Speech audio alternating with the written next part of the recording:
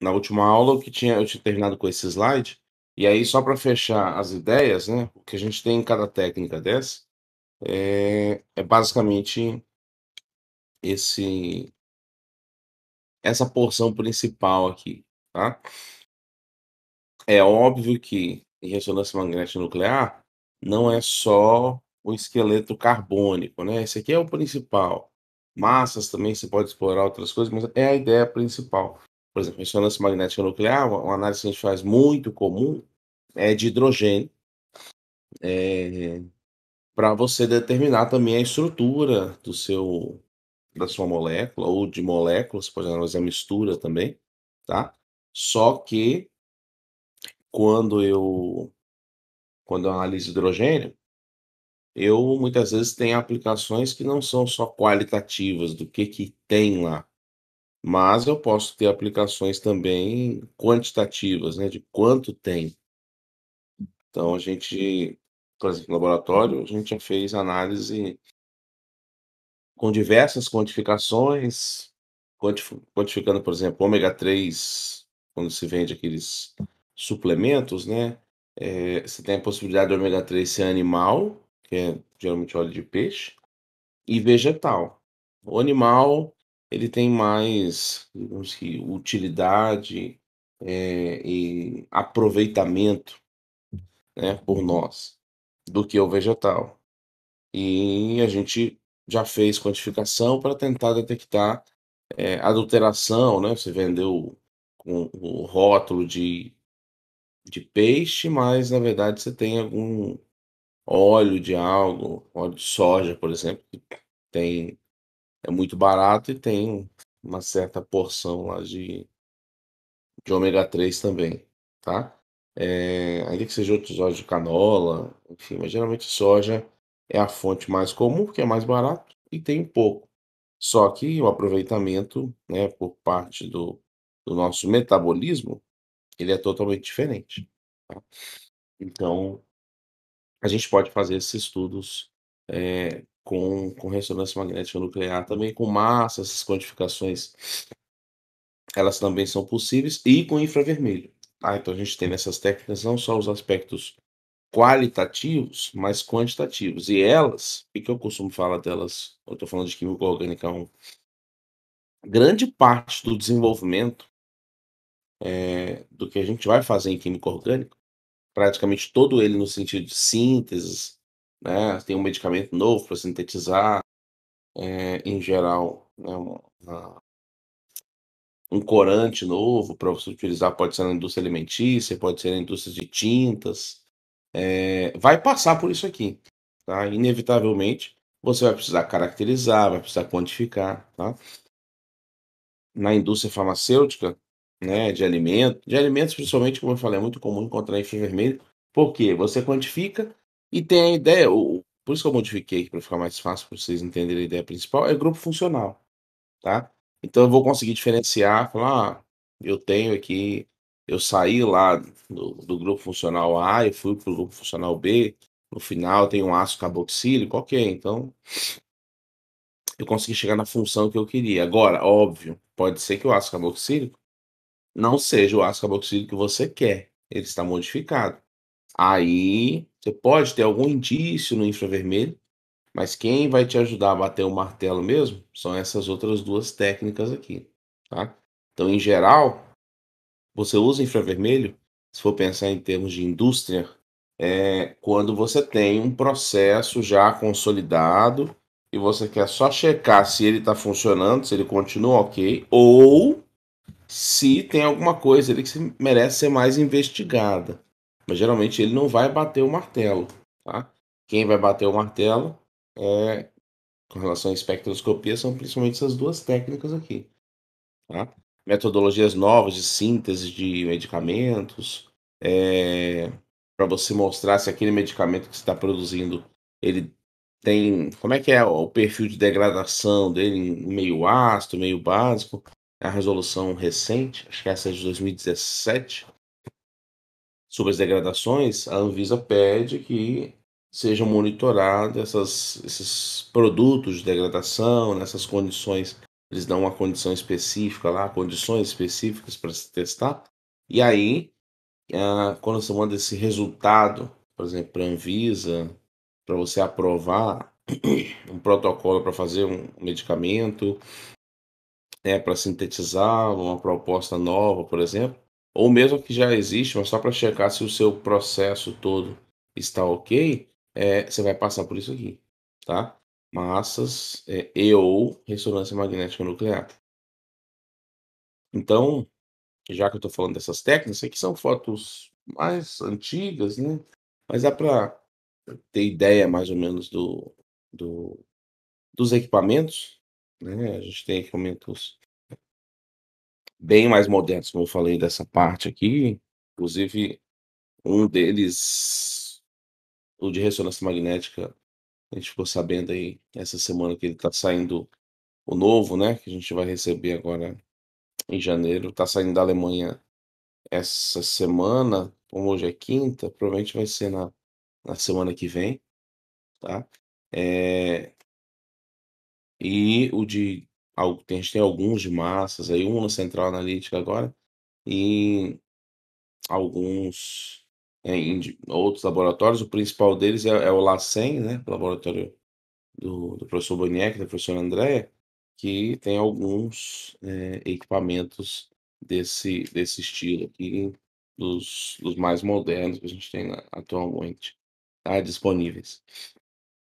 Então, eu preciso de uma quantidade de massa muito pequena aqui, tá, para conseguir fazer essas análises. A ideia, né, é eu pegar massa molecular ou fragmentos de molécula e tentar explorar isso, tá. E o que eu tenho, um dos espectros, né, que se obtém a partir dessa análise de massas, é alguma coisa assim, tá, é o mais clássico de se apresentar massas.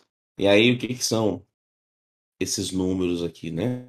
Esses números geralmente são a massa, na verdade, esse eixo X aqui, a gente chama de massa-carga, né? A relação, a razão da massa pela carga aí tem uma explicação que não foge do nosso escopo aqui, é que você tem esses valores 43, 58, 71, 99, 114, que são as massas, tá?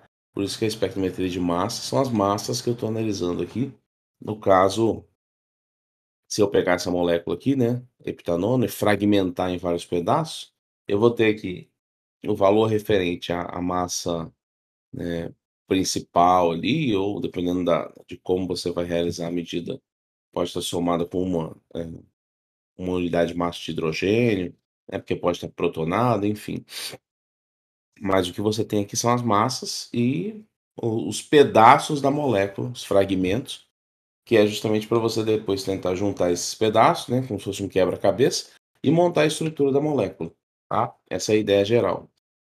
O que se faz em massas é você coloca nesse caminho, aqui, uma das metodologias, você tem um caminho, tá?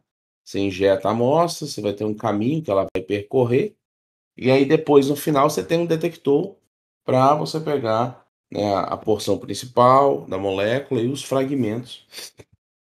Então existem diferentes técnicas de como você vai fragmentar, né, você vai jogar vai ser a gente chama por impacto eletrônico, né, você vai tentar jogar um feixe intenso de elétrons para impactar, por isso que o nome é impacto eletrônico, né, tem um impacto lá, uma colisão com as moléculas e fragmentá-lo em vários pedaços, essa é uma metodologia.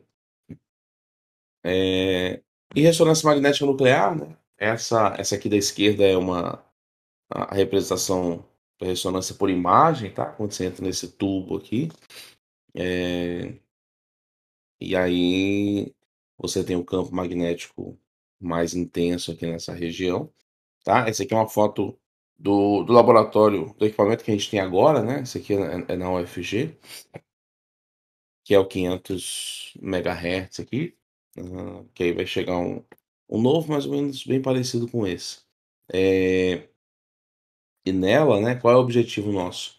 É detectar, né, avaliar os núcleos, que aí quando eu falo de núcleos, ele tem que ter resposta magnética, tá? Mas em geral a gente tem os principais aí que a gente precisa tendo resposta magnética, minimamente satisfatória, né, principalmente em orgânica, que é o quê? Hidrogênio e carbono, né, seriam os principais, nitrogênio também.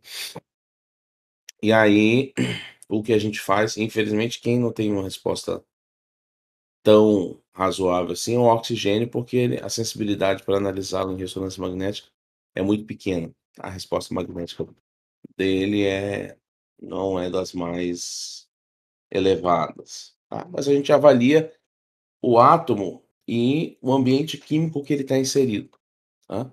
Então, a ideia em ressonância magnética nuclear eu estou olhando ali o núcleo atômico, tá? E o efeito magnético que eu tenho nesse entorno desse núcleo atômico, tá? E aí você tem uma série de dependências lá, né? Eu preciso de uma fonte externa de campo magnético. Existe também, por exemplo, se eu estiver lá na Antártida, e aí fala: "Nossa, como é que eu vou levar um equipamento desse para lá?". Existe ressonância magnética você faz com o campo magnético da Terra, tá. Óbvio que não vai ser tão sensível, você vai ter algumas limitações, mas você pode usar o campo magnético da Terra como, né, uma parte do seu equipamento também, pra fazer as análises. A vantagem está mais portátil aí para fazer as análises sem necessariamente precisar carregar a estrutura inteira, né. Tem a restrição dos núcleos precisarem ser magneticamente ativos, tá. Eu vejo com muitos detalhes que eu estou olhando núcleo a núcleo, não é um pedaço da molécula, né, um fragmento, uma molécula inteira. É fatia ali por fatia nuclear, tá. Mas, qual é a restrição? Quando eu olho massas, fragmentos, bom, qualquer átomo ali vai ter alguma massa, maior ou menor. Resposta magnética não é qualquer átomo que tem resposta magnética. Tá? Não é só olhar carbono, eu tenho que olhar o isótopo do carbono que tem resposta magnética, tá? Então, a gente tem a vantagem de olhar bem detalhado, mas óbvio, tudo tem a balança. Eu tenho as desvantagens que é em termos de sensibilidade, tá?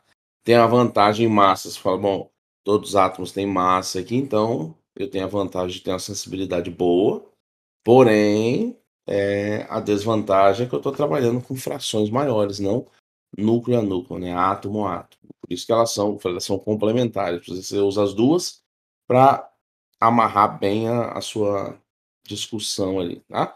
E o principal em ressonância, já que eu não estou olhando a massa diretamente, o que que eu vou olhar? O núcleo e como ele é afetado pela vizinhança. Afetado de modo diferente é o que vai compor, falou: "Não, esse núcleo aqui deve estar próximo de uma dupla. Ah não, esse aqui deve estar próximo agora de um oxigênio. Esse aqui perde um flúor". E aí você vai montando, né, a sua estrutura, né. Aqui é só um exemplo geral, né, se eu tenho aqui, essa molécula aqui, eu tenho, por exemplo, 3 carbonos. Eu tenho o mesmo, né, átomo, né, tipo de átomo aqui, tipo de núcleo, tá. Só que quando eu vou medir a resposta magnética dele, ele tem frequências de absorção diferentes, né. A gente mede geralmente a escala relativa aqui em ppm, então próximo de 20 ppm, 176,8 ppm, 66 ppm, ou seja, a frequência onde ele vai aparecer no espectro. Para o carbono é diferente, então isso é interessante porque eu consigo monitorar o comportamento mais individualizado, né, eu não vou olhar só um fragmento de CH3, que aí eu vou ter a massa do carbono e 3 hidrogênios. Não, eu vou olhar o carbono, esse outro carbono, aqui esses hidrogênios são magneticamente diferentes, eu vou olhar esse hidrogênio, esse aqui com um pouco mais de dificuldade, que ele pode trocar, mas eu ainda consigo observar o comportamento dele e desse aqui, né, diferenciados, porque o ambiente químico é diferente, ó. Esse hidrogênio está ligado aqui a um carbono. Esse hidrogênio está ligado a um oxigênio, e é esse oxigênio que está ligado ao carbono. Então, o ambiente químico da relação das ligações que a gente vai ver daqui a pouco, ele é diferente. Se ele é diferente, provavelmente eu vou ter uma resposta diferente, né? Aqui eu sei que eu tenho, mas em geral você tem uma resposta diferente entre esses dois hidrogênios que possuem ambiente químico diferente, tá? Aí que a gente fica explorando esses comportamentos, né? Percebo que eu tenho aqui a heptadozona, que é a mesma. molécula que a gente tinha visto já anteriormente para outra técnica, e eu tenho um perfil já diferente, né, do que aquele perfil anterior lá com as massas, tá? São as análises complementares. Aqui é o espectro de carbono, né, da propanona, e percebam que eu vou simplificando, né, se eu pensar que essa estrutura eu tenho, uma simplificação aqui eu tenho 7 picos. Quantos carbonos eu tenho? 7. Isso aqui é o solvente, tá. Então se eu tenho 7 carbonos na estrutura e tenho 7 picos, significa o quê para mim? Não sei ainda muito bem como eu vou relacionar cada pedaço, mas se eu já estou falando que eu já sei que aqui tem 7 carbonos e apareceram 7 picos, significa que cada um desses carbonos é ligeiramente diferente o ambiente químico, tá, na estrutura química ali do outro, porque eu tô observando essas diferenças. Se eu olhar a propanona, o que que é a propanona? É a acetona, tá, clássica. Então eu tenho uma C-O, de um lado do carbono tem o CH3, né, dessa carbonila, do outro lado também um CH3. Esses dois CH3, eles são equivalentes, tá? Então, quimicamente eles são equivalentes. Já que eles são equivalentes, o que que eu tenho aqui, ó? Ao invés de 3 sinais, já que eu tenho 3 carbonos, eu tenho só 2 sinais. Esse aqui da carbonila e esse aqui referente a um sinal único referente às duas moléculas de quê? De CH3. Compreenderam? Então, como eu observo diferença química, se esse ambiente químico aqui é o mesmo, então eu tenho a resposta equivalente para os dois, tá? Eu recebi uma mensagem agora de Paulo Yuri tá tentando entrar. Eu não sei se alguém tem o contato acho que Paulo Yuri Landim, né? Ele entrou no acréscimo, mas alguns entraram no acréscimo e entraram em contato comigo, aí eu disponibilizei o convite, né, para entrar aqui no Discord. Como acho que ele não tinha entrado em contato antes, se alguém tiver o contato dele, me avisa aí. Senão, eu, depois de terminar a aula, passo para ele, só para a gente não interromper aqui, porque aí se alguém tivesse contato, eu já passava o convite, era só encaminhar para ele. É... Bom, depois isso aqui é na sua curiosidade, mas já explorei bastante a parte de ressonância. E aqui é o equipamento de infravermelho. Percebo que, em relação ao massas, né, e ao espectrômetro de ressonância, ele é bem mais compacto, tá?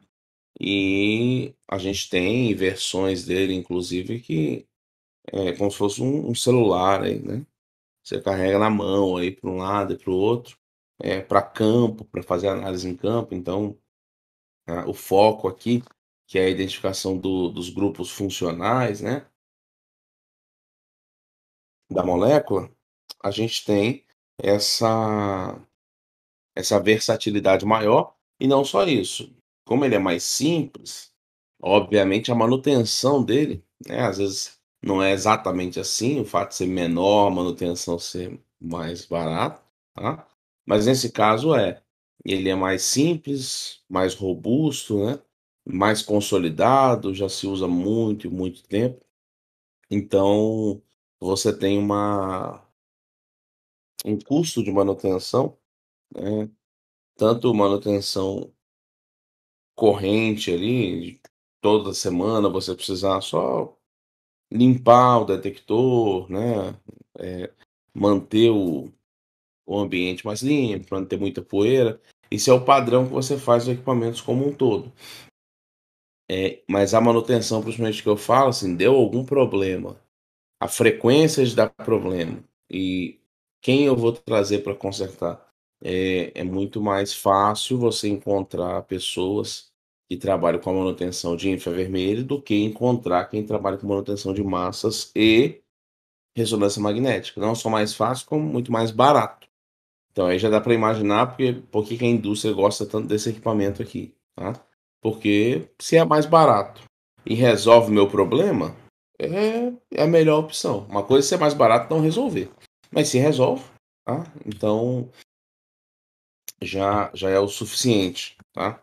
Aqui é o seguinte, você está observando diretamente os grupos funcionais, qual é o coração disso aqui, né? Em massas eu tenho lá, a massa em si, né, o nome já indica. Ressonância magnética nuclear é o ambiente químico, tá? Se o ambiente for parecido, ou não, eu vou observar diferenças. E aqui a diferença vai surgir da onde? Das ligações químicas, que a gente vai ver exatamente agora. Porque as ligações químicas, né, a gente representa ali bonitinho, como se fosse parado no espaço, mas não está parado, né? Você tem vibrações, diferentes vibrações associadas a cada tipo de ligação, a cada tipo de. Não só a ligação em si, eu posso ter uma ligação simples entre carbono, entre carbono e oxigênio, então elas vão vibrar de maneira diferente, porque eu tenho átomos com massas diferentes, eletronegatividades diferentes, tá? Então essas vibrações, ó, tá vendo que eu tenho tipos de vibração diferente, ó?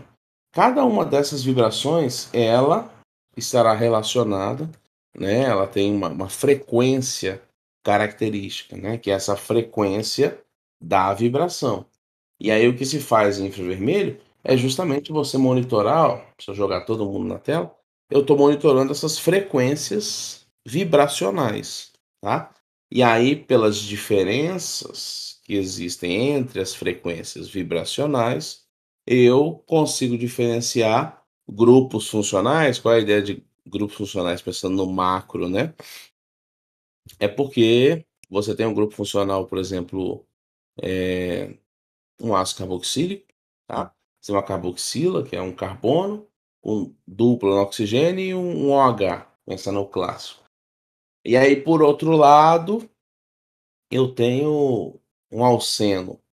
No alceno, eu só vou ter dois carbonos, por exemplo, com uma dupla. No ácido carboxílico, eu tenho um carbono com uma dupla, agora, mas não é entre carbonos, é com oxigênio, ainda tem um OH, ali, uma hidroxila adicional. Então, vai mudar toda essa dinâmica de vibração, tá? Então, essa mudança mais intensa na dinâmica de vibração é percebida no espectro, tá? De infravermelho, e aí eu consigo avaliar mais diretamente os grupos funcionais, tá certo? Essa que seria a ideia geral, e aqui eu tenho um exemplo, né, de espectro aqui de infravermelho, né? Percebam que se eu for notar aqui com relação à diferença aqui, né, tá destacado em verdinho aqui, ó, o NH2 e aqui só o NH, tá? Percebo que eu tenho esse perfil aqui, né, de transmitância, né, eu tô avaliando aqui a transmissão, eu tenho uma mudança, ó, nessa porção do espectro, tá? Em relação a essa, e ele está colocando em verde aqui, não é por acaso, é para relacionar que é com relação a um NH teria esse perfil aqui, é uma molécula parecida, só que o NH2 eu já mudei o perfil, então eu consigo avaliar ali, né, é,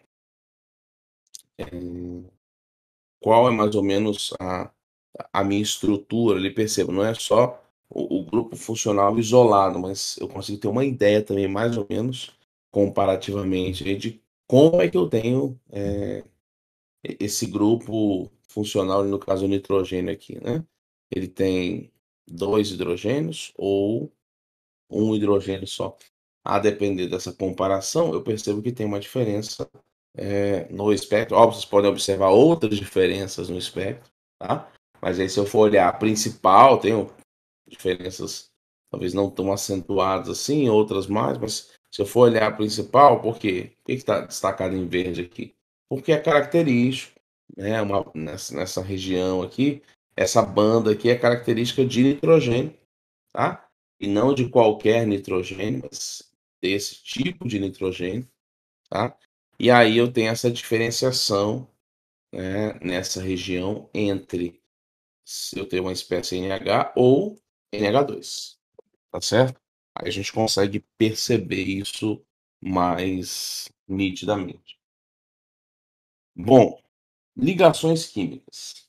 Vamos falar um pouquinho de ligações químicas, e aí a gente continua na próxima aula, aqui mais uma revisão do que vocês já viram aí recentemente, principalmente no semestre passado, né, sobre ligações, no a geral também, no primeiro semestre, que o pessoal da química geralmente faz o organicão no terceiro, né, depois estrutura e propriedade, então a estrutura e propriedade da matéria, geralmente é o principal que se explora isso aqui é uma visão bem simplificada, mas para retomar o assunto, né, e a gente continuar do que nos interessa, que não vai ser tanto essa ligação, tá.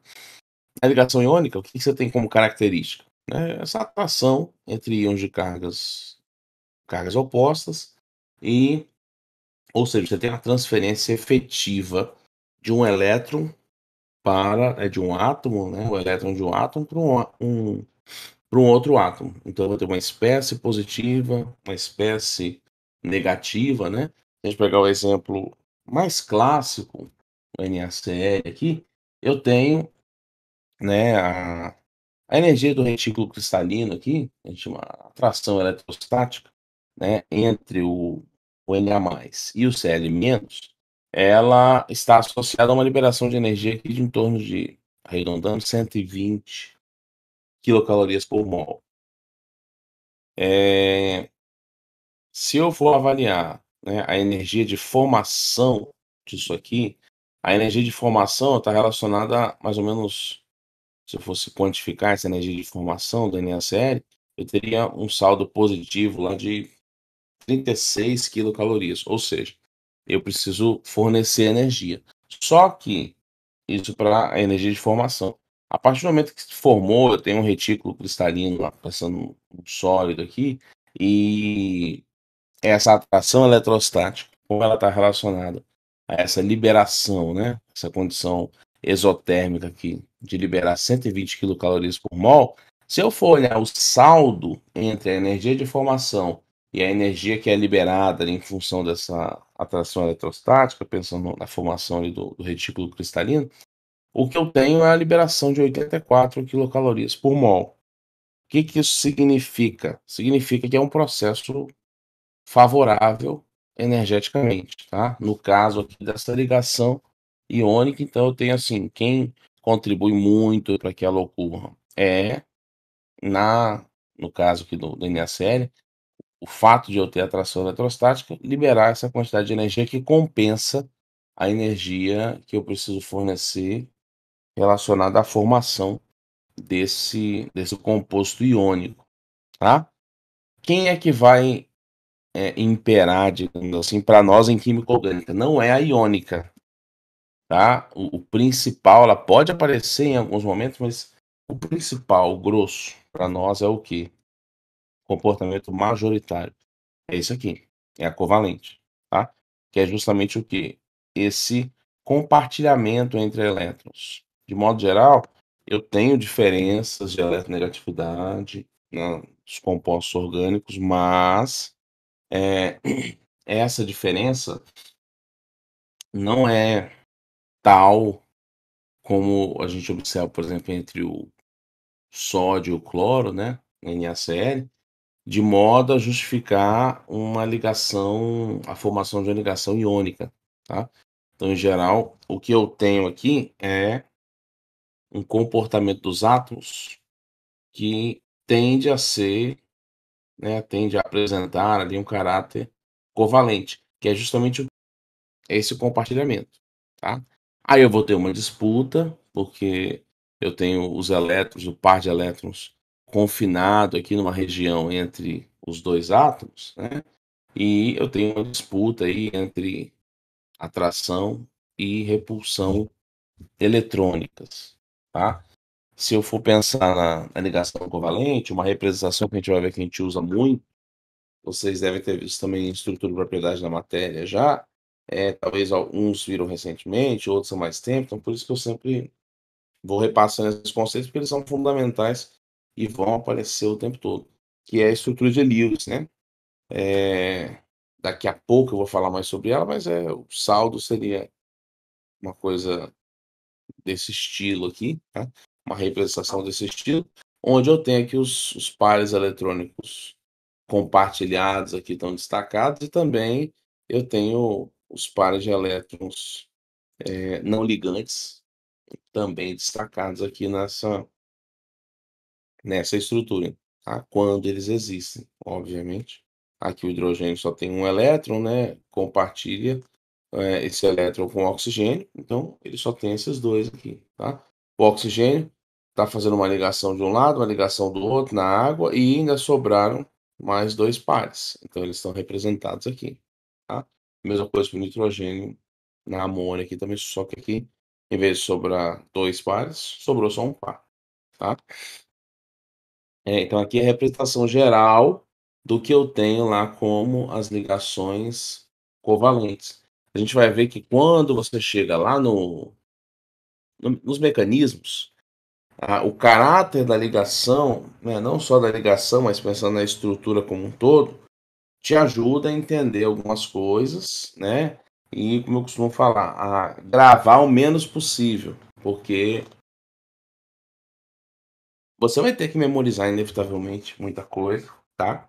Mas o principal, para mim, não é você memorizar cada detalhe, o principal é você entender, como eu costumo falar, né, ou ter uma intuição sobre olhando a estrutura e as condições reacionais, e com o tempo você vai desenvolvendo essa intuição, falou: "Bom, isso aqui não tem jeito. Nesse meio ácido aqui, o ataque vai ser nessa posição da molécula, provavelmente, porque é onde a chance está maior de ocorrer o ataque". Então você olha a estrutura, fala assim: "Ah, você vai ter que atacar alguém com um par de elétrons". Você vai olhar e fala assim: "Espera aí, mas provavelmente vai ser esse nitrogênio aqui, se fosse amônia". Fala assim: "Bom, se eu tenho que fazer uma reação com amônia e a amônia vai atuar como um doador de densidade eletrônica, né, uma base de Lewis,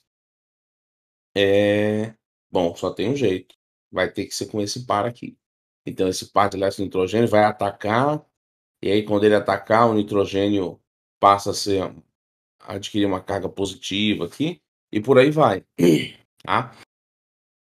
Então o que normalmente a gente faz é olhar a estrutura e tentar associar para justificar, né, senão fica só assim, falou: "Ó, aqui o ataque vai ser assim, assim, assim", e aí vocês acreditem no que eu estou falando e amém. Vão ter casos de fé aqui, onde vocês vão ter que acreditar no que eu estou falando, mas, a gente tenta deixar aqui a fé o mínimo possível presente, né, para que vocês entendam a lógica, sempre que possível, do que está acontecendo e a justificativa também, tá. Então eu gosto muito dos porquês, vocês vão ver que volta e meia eu faço perguntas desse tipo aqui, para a gente refletir, e aí eu mostro as razões aí de um bocado de coisa, justamente porque acho que é o principal e o diferencial, que muitas vezes você não encontra em um livro só, né. Por isso que eu falei que eu uso vários livros para preparar a disciplina, porque tem um autor que descreve bem, assim, os detalhes de uma reação. Aí já tem um outro autor que pega um detalhe que não foi comentado sobre essa reação e coloca lá, como uma parte interessante para entender melhor a reação. Então o que eu faço é tentar fazer um apanhado disso, para a gente conseguir ter uma visão, mais ampla possível, tá. Porque depois disso aqui vocês vão usar em orgânica 2, quem for fazer orgânica 3 vai usar também, mas o grosso você acaba esquecendo se você não usar, se não for para a área, vou fazer iniciação científica com síntese orgânica. Não, aí você vai toda hora ter contato com isso. Mas não, eu fui lá para analítica, então você não vai lembrar disso aqui. Você vai fazer um processo seletivo, um concurso, alguma coisa. Aí você vai ter que estudar para lembrar disso aqui. Mas o principal, por isso que eu falo, o principal não é cada detalhe da seta. Isso é importante aqui na disciplina, para você entender a lógica, mas o principal é você ter essa intuição, digamos assim, de que é a questão de estrutura molecular que vai o coração disso que eu estou falando é o quê? É você entender as ligações e disposição dos elétrons, geometria, para você olhar e falar assim: "Olha, se tiver que acontecer dessa forma aqui, vai ser nessa posição e, vai gerar esse produto", tá certo? Então esse conhecimento ele passa inevitavelmente pelas ligações químicas, tá. Então quando eu tenho, né, os elétrons compartilhados na ligação covalente, em tese, a gente apresenta geralmente esse compartilhamento ideal aqui, né, pensando em carbono e carbono isolados ali, tá compartilhado igualmente, tá, na teoria. Na prática, né, quando a gente vai pegar a teoria de átomos diferentes no ambiente, digamos, real, o que a gente tem, tanto previsto teoricamente quanto que a gente observa na prática, é que grande parte das ligações que a gente vai ver aqui, ligações orgânicas que eu estou chamando, elas são ligações, né, que são covalentes, mas que são polares. Por quê? Porque você tem lá, por exemplo, no álcool, o carbono com o oxigênio. Pensando nessa porção, o carbono com oxigênio, eu vou ter uma disputa ali, tá? De eletronegatividade, óbvio. Pensando isoladamente carbono e oxigênio, quem vai ganhar? O oxigênio, que é mais eletronegativo. Então, vai estar compartilhado o par? Sim. Só que ele vai estar ligeiramente deslocado em direção a quem? A nuvem, ela vai estar deslocada em direção a quem? Ao oxigênio, que é o mais eletronegativo, tá? Então isso confere à ligação covalente, a esse compartilhamento, um caráter polar, porque eu vou formar não um polo absoluto, tá? Mas é uma carga parcial, cargas parciais, tá? Então eu tenho uma carga parcial, né? A gente vai mostrar como é que é a representação disso em breve. Negativa no oxigênio e uma carga parcial positiva num carbono desse. Que aí seria o quê? Falou, olha, não é uma carga absoluta, porque não rompeu, né? Não perdeu, o elétron não saiu completamente do carbono e foi em direção ao oxigênio, que eu tenho a nuvem deslocada em direção ao oxigênio, tá? Essa é a característica dessa ligação covalente polar. Aí imagina o seguinte, por que isso é interessante? Se eu sei que o oxigênio está parcialmente negativo, né? Se eu venho com uma molécula, né, ou com um grupo positivo, para reagir ali com essa porção carbono-oxigênio, vai ser muito mais fácil para o grupo positivo interagir com quem? Com o oxigênio, por quê? Cargas opostas, ainda que seja parcial, né? Mas eu tenho um grupo positivo chegando, ele vai encontrar um oxigênio parcialmente negativo e um carbono parcialmente positivo. Onde é que ele vai, por onde ele vai ter mais interesse, mais atração? Onde a tendência é natural, né? Onde eu tenho a carga negativa, ainda que seja parcial, tá? Então aí a gente olha e fala, peraí, é um grupo positivo que está vindo atacar aqui nesse exercício? Então, se tem só carbono e oxigênio aí, como polarização é mais intensa, provavelmente ele vai atacar. Então, esse oxigênio aqui, tá? E aí, esse fato, né, de eu ter grande parte das ligações covalentes polares, é que já vai me abrindo, né, essas possibilidades, tá? Como eu falei, essa polarização, né, que só está resumida a ideia que eu tinha comentado, ela é uma consequência, né, dessa deslocamento, né, que eu chamei de desvio, é um desvio da densidade eletrônica, deslocamento da nuvem eletrônica em direção ao átomo mais eletronegativo, tá? Esse aqui é o padrão sem muito mistério. E essa separação de cargas opostas, que eu tinha comentado, é o que a gente chama de dipolo elétrico, tá? Então, quando eu tenho um dipolo, tá, pelo próprio nome, eu tenho as dois polos lá, o polo positivo e o polo negativo, né? Pensando em dipolo elétrico.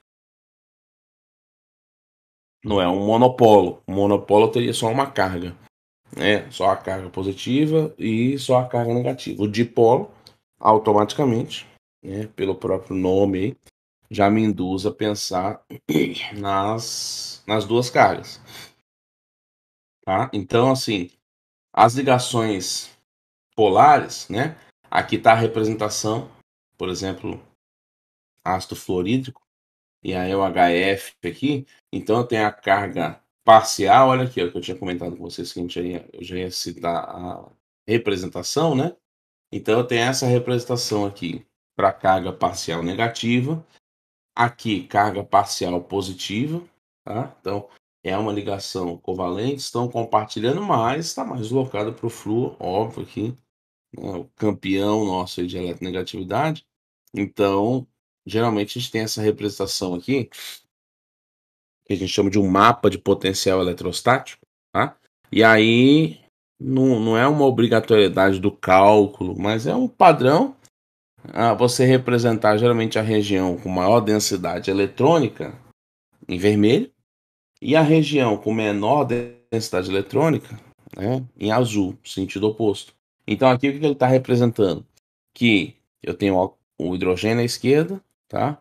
O flúor à direita e essa densidade eletrônica ela está deslocada em direção ao flúor, por isso que essa região está mais vermelhinha. Então nos livros, esse é o padrão que vocês vão encontrar. Quando vocês olharem lá em qualquer autor, virem uma figura como essa aqui, do mapa de potencial eletrostático, né?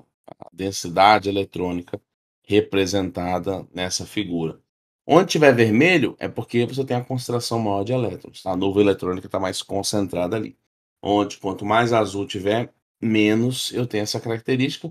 E essa porção branca aqui é a faixa de transição, digamos assim, né? Entre o vermelho, com alta densidade eletrônica, e o azul, que tem baixa densidade eletrônica, tá? Aqui tem outras moléculas, tá? Também é comum, né, você ter essa representação aqui para indicar, né, onde está a porção negativa aqui do dipolo, tá? Essa setinha aqui cortada. Então aqui, ó, esse corte justamente, né, ele tende a ficar, nesse caso aqui, ó, a gente consegue associar mais fácil, a gente tem a porção positiva, né? Parecido com essa cruz aqui, e aí ele vai deslocando em direção ao polo negativo, tá certo? Então, aqui eu tenho só átomos que não necessariamente, moléculas, não tem carbono, nesses dois casos da esquerda, mas à direita eu já tenho o carbono aí aparecendo, né, com a carga parcial positiva, aqui ligado com flúor, aqui ligado com oxigênio, aquele exemplo que eu tinha comentado antes, tá? Então você tem aí a característica de cargas parciais espalhadas ao longo das moléculas, tá? Esse assunto eu vou continuar na próxima aula, mas já vou deixar a provocação aí, tá? Que é o seguinte: as moléculas, né, elas têm ligações aí muitas vezes polares, como aqui, né? Eu tenho a ligação covalente polar, aqui também covalente polar, mas isso quer dizer que necessariamente a molécula como um todo apresenta uma rede de polarização aí com um saldo que a molécula vai ser polar, entendeu? Ou eu posso ter porções polares na molécula, mas quando eu vou fazer o saldo disso, for contabilizar, né, análise vetorial aí desses dipolos, esses dipolos estão se anulando e formando uma molécula apolar. Isso pode acontecer ou não? Vocês já devem ter visto e tal. Não vai depender tanto da massa, Daniel. Vai depender muito da geometria, porque aí vai ser uma análise mais vetorial, né? Você tem, por exemplo, o metano. São 4 ligações CH. A ligação CH em si, eu tenho uma polarização, só que a gente vai ver que na geometria acaba que os vetores vão se anular. E aí, apesar de eu ter ligações polares, a minha molécula como um todo não é polar, porque o saldo dessa rede, né, eu não vou ter uma rede de polarização efetiva com um saldo de uma molécula polar, tá?